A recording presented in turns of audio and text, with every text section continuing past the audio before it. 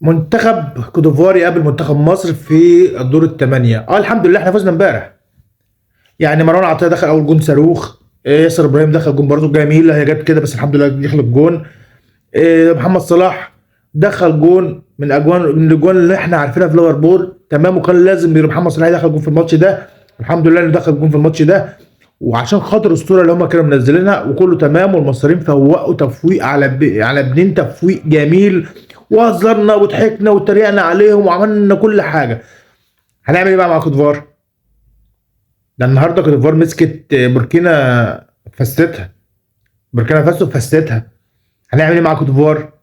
اللاعب بتاع المره اللي فاتت بتاع بالبركه ده مش هينفع معاهم على فكره.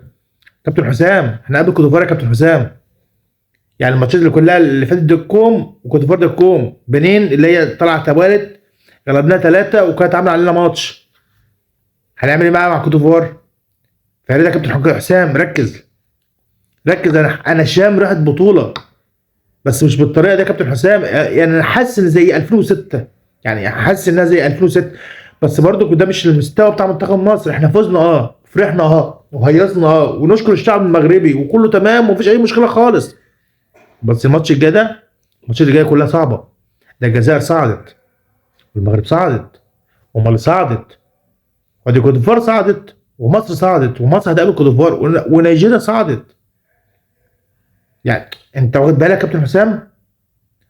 منتخب مصر وغلطه او لقطه ما كانش ينفع من كابتن حسام يروح لجمهور التعبانين، بس مش مشكله، كان رد الفعل باللي هم عملوه قبل الماتش.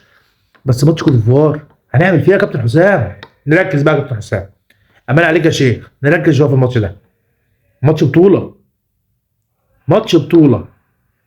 انت فعلا بتقول عشان افرح جميع المصريين وافرح الشعب المصري. احنا عاوزين نفرح بيك يا كابتن حسام.